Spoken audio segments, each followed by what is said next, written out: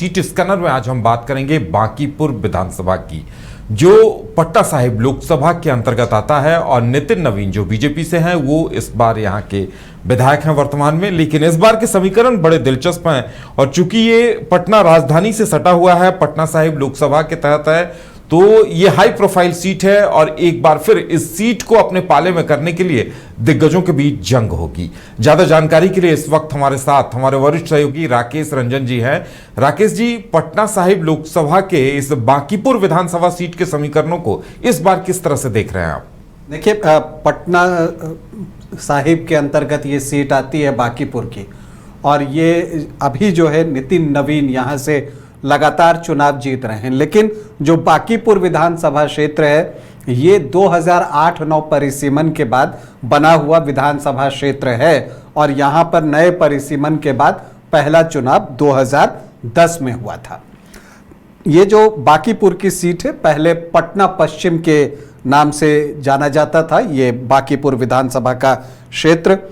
यहाँ पर अगर आप देखिएगा कि तो जो नितिन नवीन के पिता हैं नवीन किशोर सिन्हा, वो यहाँ 1995 से लगातार चुनाव जीतते रहे, और फिर उनके निधन के बाद 2006 में जब बाई इलेक्शन हुआ तब नितिन नवीन पहली बार विधायक बने, लेकिन तब विधानसभा क्षेत्र का नाम पटना पश्चिम ही था। पटना पश्चिम से आपको बांकीपुर के बारे में एक आइडिया तो ये मिल गया कि बीजेपी 1995 से यहाँ डोमिनेट कर रही है और लगातार चुनाव जीत रही है। और जो पटना पश्चिम की सीट है वो वाहिद सीट है जिसने बैक टू बैक बिहार को मुख्यमंत्री दिए हैं। देखिए, कृष्ण बल्लभ सहाय जो हैं वो यहाँ से चुनाव जीतकर बिहार के मुख्यमंत्री बने 2 अक्टूबर 1963 से 5 मार्च 1967 तक, और फिर उनके बाद जो है तुरंत ही महामाया प्रसाद सिन्हा जो है वो बिहार के मुख्यमंत्री बने। वो भी पटना वेस्ट से ही चुनाव जीते थे 5 मार्च 1967 से 28 जनवरी 1968 तक 329 दिनों के लिए। तो इसलिए भी ये सीट जो कि पटना पश्चिम थी पहले, जो अब बांकीपुर हो गई है, वो सीट बहुत खास है। अगर आप देखें पटना वेस्ट की बात करें, जब पटना पश्चिम की, तो आप ये देखते हैं कि 1995 से बीजेपी जीत रही थी। जो वहां पर जितने भी चुनाव हुए हैं उसमें आप देखिएगा कि कांग्रेस को भी कामयाबी मिली, सीपीआई भी जीतने में सफल रहा, जनता पार्टी जीती, जन क्रांति दल जीता, निर्दलीय जीते। तो ये एक बैकग्राउंड था। लेकिन जब आप 1995 से बांकीपुर को देखते हैं तो यहां सिर्फ कमल का फूल, कमल का फूल और कमल का फूल ही दिखता है। यहां पर कायस्थ जाति के वोटर्स जो हैं वो सर्वाधिक हैं, और यही वजह है कि नितिन नवीन जो कि कायस्थ जाति से आते हैं लगातार यहां पर चुनाव जीत रहे हैं। इसके पूर्व उनके पिता यहां से चुनाव जीते। आप ये भी चीज देखिएगा कि बांकीपुर में जब मुकाबला होता है तो नितिन नवीन के खिलाफ आमतौर पर जो प्रमुख विपक्षी दल होता है वो आपको कायस्थ कैंडिडेट ही यहां पर देता है। वैसे हम यहां पर ये देखें कि जो आखिरी 3 चुनाव बांकीपुर में हुए हैं उसमें क्या कुछ हुआ है, तो 2010 में नितिन नवीन जो है यहां पर बीजेपी के प्रत्याशी थे और 78,711 वोट लेकर आए थे, और उनका मत प्रतिशत था 72.06%। तो जब किसी व्यक्ति को किसी भी चुनाव में 72% वोट मिले तो वो बताता है कि वो लैंडस्लाइड विक्ट्री जो है उसको मिलेगी, और यही एग्जैक्टली हुआ। 60,840 वोटों से तब नितिन नवीन जीते थे। इतने वोट किसी को चुनाव में आते हैं जितने की उनकी जीत थी। विनोद कुमार श्रीवास्तव आरजेडी से चुनाव लड़ रहे थे, 17,931 वोट उनको आए, 16.40%, और दुर्गा प्रसाद कांग्रेस प्रत्याशी थे, उनको 6,018 वोट आए, 5.51%। तो मैसिव विक्ट्री नितिन नवीन के लिए 2010 में। फिर जब 2015 आया और महागठबंधन जो है वो बन चुका था जिसमें जेडीयू, आरजेडी, कांग्रेस तीनों शामिल थे, तो लगा कि फाइट टफ होगी। भले ही स्लाइट एज अभी भी नितिन नवीन को दिख रहा था, लेकिन ये उम्मीद व्यक्त की जा रही थी कि मुकाबला कांटे का होगा, लेकिन ऐसा कुछ भी नहीं हुआ और नितिन नवीन जो है 39,767 वोटों से 2015 में भी जीते। उनको आए 86,759 वोट और उनका मत प्रतिशत था 60.19%। और उनके खिलाफ जो प्रत्याशी थे आशीष कुमार, उनको आए 46,992 वोट और शौकत अली सीपीआई के कैंडिडेट थे 1,542 वोट, उनको भी आए 1.07% वोट। तो यहां पर एक और विशाल जीत 39,767 वोटों की नितिन नवीन के लिए साल 2015 में। इसके बाद 2020 आया, नितिन नवीन जो है इस बार उतरते हैं। काफी बार का एंटी इनकम्बेंसी लोग उम्मीद कर रहे थे कि इतने बार से विधायक हैं। पहले 2006 बाई इलेक्शन में पटना पश्चिम से जीते, फिर 2010 जीते बांकीपुर से, फिर 2015 भी जीते, तो एक एंटी इनकम्बेंसी होगी। और सामने कद्दावर नेता तो नहीं थे, लेकिन व्यक्ति जो थे वो महत्वपूर्ण थे। बिहारी बाबू यानी शत्रुघ्न सिन्हा के बेटे लव सिन्हा जो है वो नितिन नवीन के खिलाफ उतारे गए थे, ये सोचकर कि बांकीपुर में बाजी पलटी जाए। लेकिन जो इन सब के बाद सामने कद्दावर नेता, वो भी कायस्थ जाति से, और एंटी इनकम्बेंसी के बावजूद जो है नितिन नवीन का मत प्रतिशत जो गिरा वो 1% के आसपास ही गिरा। उनको 2020 में भी 59.05% वोट आए और इतने वोट का मतलब होता है बड़ी जीत। वही मिली नितिन नवीन को 39,036 वोटों की, 83,068 वोट उनको आए। तो लव सिन्हा जो शत्रुघ्न सिन्हा के बेटे, उनको 44,032 वोट आए, 31.30% वोट। और पुष्पम प्रिया यहां से चुनाव लड़ रही थी पीपल्स पार्टी की, और उनको आए 5,189 वोट, मतलब 3.69% वोट। तो नितिन नवीन को जो यहां पर जीत मिली है वो एक तरफा जीत मिली है।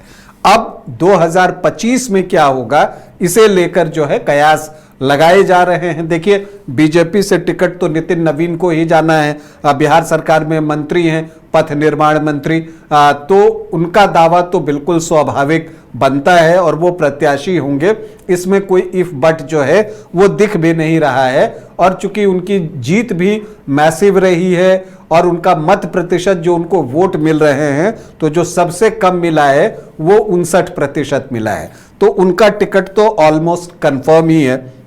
लेकिन सामने कौन होगा ये एक बड़ा सवाल है। आरजेडी चुनाव लड़ेगा या कांग्रेस चुनाव लड़ेगी, और अगर जो भी दल लड़ेगा उसका प्रत्याशी कौन होगा, इस पर अभी माथापच्ची जो है वो जारी है। एक बड़े कद का चेहरा जो है वो नितिन नवीन के खिलाफ डालने की कोशिश होगी जिसका कि इंपैक्ट हो, क्योंकि यहाँ के जो जातीय समीकरण हैं वो बीजेपी को सपोर्ट करते हैं। ऐसे में यहाँ पर बाजी पलटना महागठबंधन के लिए आसान नहीं होने वाला, ये बात जानते हुए कि नितिन नवीन 4 बार से लगातार जो है वो विधायक चुने जा रहे हैं, जिसमें 1 बार पटना पश्चिम है और 3 बार बांकीपुर है। तो ऐसे में क्या वो एंटी इनकम्बेंसी इतनी है कि बाजी पलट जाए, ये देखना वैसे दिलचस्प होगा। वैसे अगर आप यहाँ के जातीय समीकरण को देखें तो यहाँ जो अनुसूचित जाति के वोटर्स हैं वो 8.04% हैं, जो मुस्लिम हैं वो 7.8% हैं, यादव 11 से 12% हैं। तो आप देखते हैं कि ये 19-20% के आसपास जो है वो एमओआई का समीकरण बनता है और इतने में जीत तो मिलती नहीं। तो ये भी तय है कि जो प्रत्याशी होगा वो आपको जो एनडीए फोल्डर को जो जातियां वोट करती हैं, आधार वोटर्स जो हैं बीजेपी की, उन्हीं में से चुना जाएगा ताकि बीजेपी के वोट में सेंधमारी की जा सके। देखिए, राजपूत 7 से 8% हैं, भूमिहार 6 से 7% हैं, ब्राह्मण 4.5 से 5.5% हैं। तो सामान्य जाति के ये 3 जो जातियां हैं उनका सम अगर आप निकालिए तो 18 से 20% है, और कायस्थ यहां पर 17 से 19% हैं। तो ये आंकड़ा सामान्य जाति का 35 से 37% का पहुंच जाता है। इसके अलावा यहां कुशवाहा 4.5 से 5.5% और कुर्मी 7 से 8%। तो 12-13% जो है ये आपको लवकुश भी कॉम्बिनेशन पहुंच जाता है और वैश्य जो है वो 9-10%। तो कुल मिलाकर आप देखिए तो जो एनडीए को जो जातियां वोट करती हैं उनका मत प्रतिशत आप देखें तो 57 से 58% के आसपास पहुंचता है। और यही वोट जो है नितिन नवीन को मिलते हैं। ये जो अभी हमने पिछले 3 चुनावों में देखा तो जो सबसे कम मिला 59% वोट। और जो कैंडिडेट जो है उतारे जाते हैं कास्ट कैंडिडेट, वो जितने वोटों में सेंधमारी कर पाते हैं तो वो वोट जो है एससी के 8% और अदर ओबीसी ईबीसी के 12 से 14% में से नितिन नवीन और बीजेपी उन वोटों को अपने पाले में कर लेती है और इसीलिए 59-60% का आंकड़ा यहां पहुंचता है। अब पटना साहिब लोकसभा क्षेत्र के अंतर्गत है, रविशंकर प्रसाद यहां से सांसद हैं और उनको भी यहां पर 64% वोट इस लोकसभा चुनाव में आए हैं। 47,795 वोटों से वो बांकीपुर में लीड करने में सफल रहे हैं। और अंशुल अभिजीत जबकि मजबूत कैंडिडेट थे, यहां पर कुशवाहा वोटर्स भी अच्छी संख्या में हैं, लवकुश वोटर्स, तब भी उनको 50,537 वोट मतलब 32.95% वोट ही आए लोकसभा चुनाव में। तो इसका मतलब क्या निकलता है कि बांकीपुर में जो बीजेपी का मत प्रतिशत है वो लगभग 60% के आसपास है और जो महागठबंधन है उसका मत प्रतिशत 30 से 35% के आसपास है। तो एक लंबा फासला है यहां पर लगभग 25% वोट का। तो इसको बदलने के लिए जो महागठबंधन है उसके अपने वोटों में उसको कम से कम 13-14% का इजाफा करना होगा। तो क्या बांकीपुर में महागठबंधन से जो भी प्रत्याशी आते हैं ऐसा कर पाएंगे, ये एक बड़ा सवाल है। या फिर बांकीपुर में नितिन नवीन के जीत का चौका आएगा, क्या वो 5वीं बार लगातार विधायक बनेंगे, ये भी सवाल है। क्या बीजेपी फिर से बांकीपुर जीतेगी और बांकीपुर में एक बार फिर से कमल खिलेगा, ये भी देखना है। तो एक आप कह सकते हैं कि बांकीपुर में स्लाइट एज आपको नितिन नवीन को अभी देना होगा। हालांकि महागठबंधन के कैंडिडेट का भी इंतजार करना है कि कौन से कैंडिडेट आते हैं और तब पता चलेगा कि मुकाबला यहां कितना कड़ा होने वाला है या फिर बीजेपी जो है एक बार फिर बाजी मारने जा रही है। चलिए, तो बांकीपुर के समीकरण क्या होंगे एनडीए और महागठबंधन के अलावा, जो तीसरा कौन वहां पर असरदार होगा, ये देखने वाली बात होगी। तो उन तमाम चीजों पर समीकरण निर्भर करेंगे।